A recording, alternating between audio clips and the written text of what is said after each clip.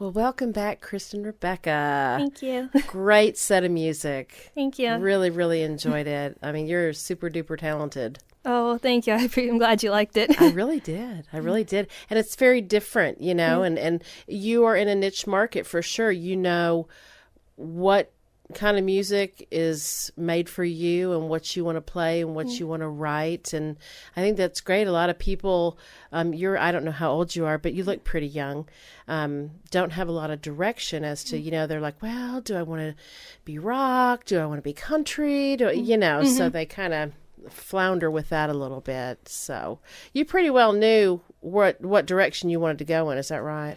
Yeah, pretty much. I mean, it took me a little bit to develop my own sort of style with the harp. And that was thankfully more with my my last harp teacher. I was going to say, you would have had to have a teacher. I wouldn't know the first thing about, Ooh. Yeah. She pushed me more so to get a little more complex with my backings than I had, and I just kept sort of rolling with it. Yeah.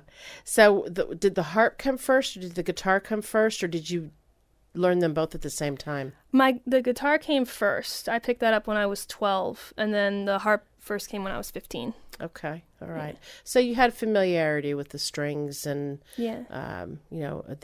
all the stuff that goes along with learning music. Mm-hmm. Great. Yeah. Now, you mentioned earlier your family's musical, aren't they?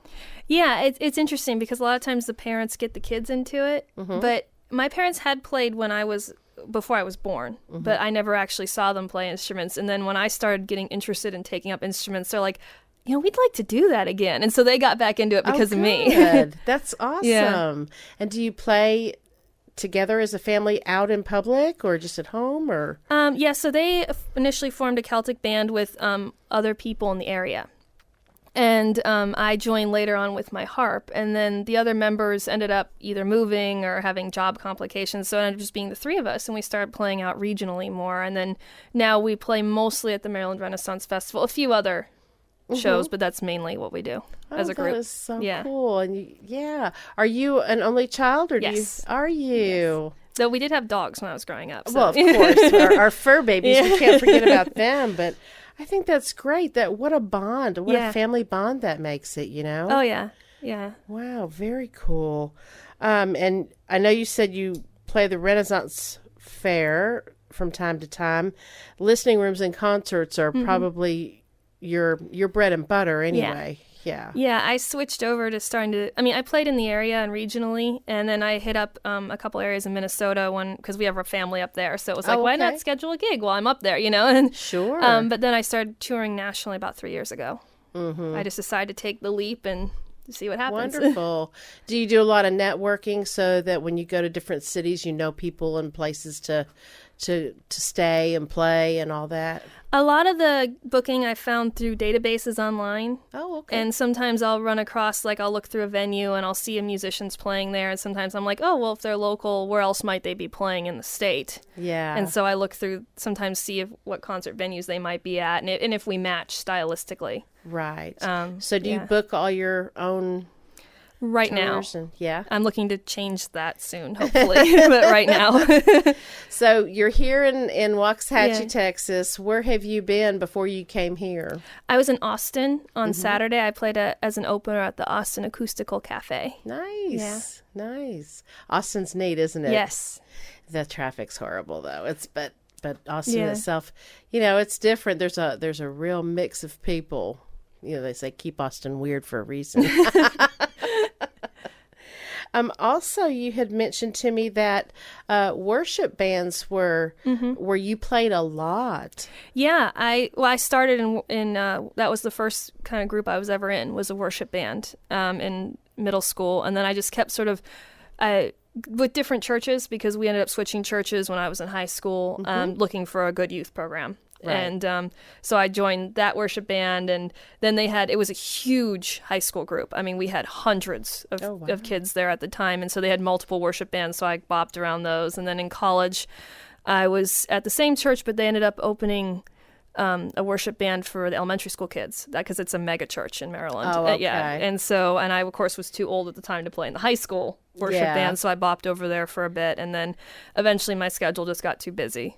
Oh, I bet. Yeah. Were you the only harpist? Is it harpist? Is that what it is? Yeah, well, actually, I sang in that one, okay. and in the what was called Kid Zone. For the little kids, and we did sort of movements and singing at the same time. Oh, fun, made it fun for them.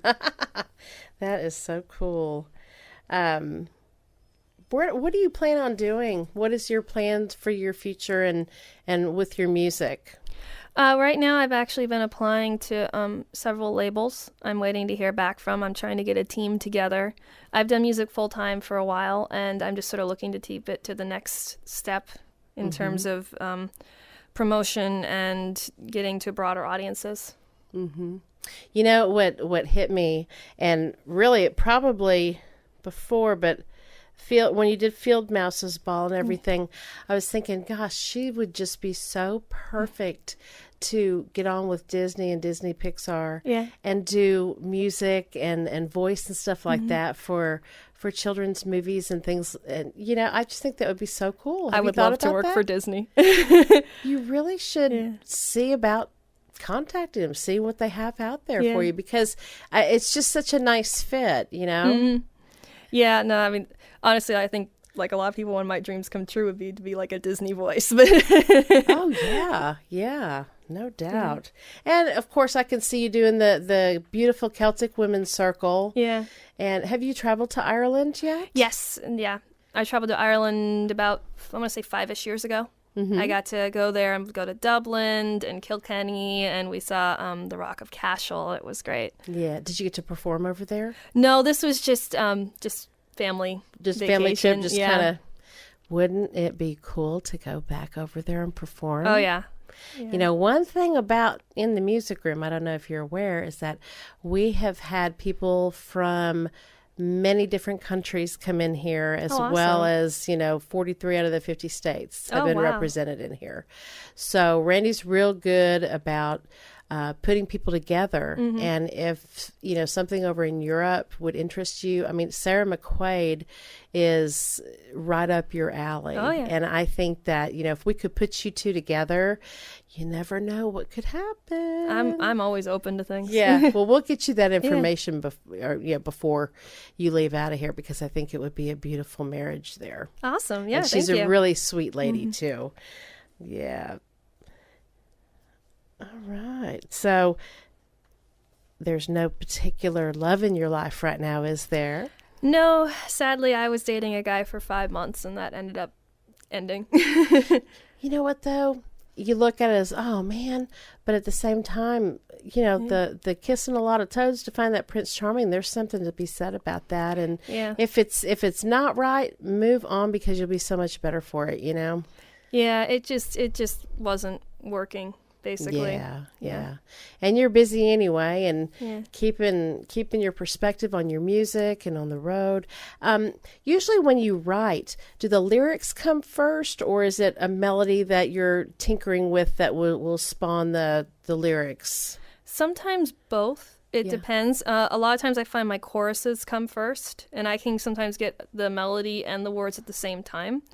The most fun part was, I didn't perform this song here tonight, but it was a song I wrote called Worst Kind of Storm, and all that came into my head, and unfortunately came into my head when I was driving down the freeway. Always. and I'm like trying to safely, hit the record button on my phone, because I don't want to type it, and so I'm I hope I can pick this up, and singing into it. Yes.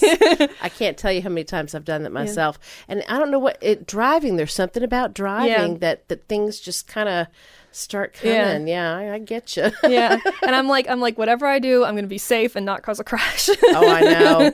I don't know how people text and drive. They're not supposed to, and they look like drunks most of the time, but there's no way I could ever do that. I guess I'm not as coordinated as they are. You do have a couple of albums out. Yes. Tell us about your albums. So I have 3 albums out of my own. An EP, 2 full albums. I have a digital single I just released this year. So the EP was my first recording ever.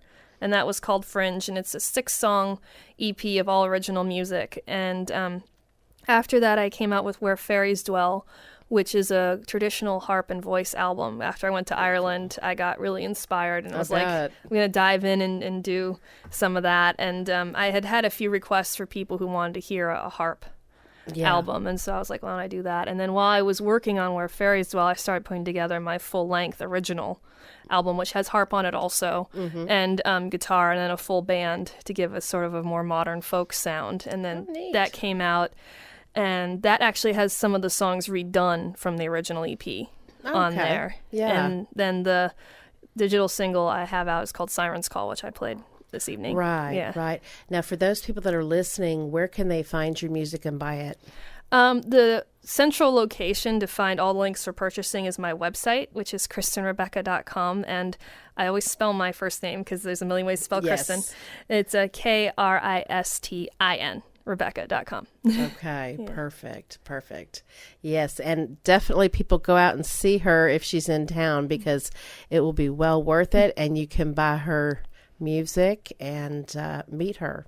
It would be quite the experience. We are so blessed to have you here tonight, Kristin. Oh, thank you so much for having me. And like I said, we'll keep an eye on you and track you and see what you're up to. And I'd love to put you in touch with some Europe people so that you could get that portion of your tour started. Yeah, absolutely. Yeah. All right. Again, thank you so much. You're precious. You're wonderful. Thank you for listening, everybody. You are in the music room.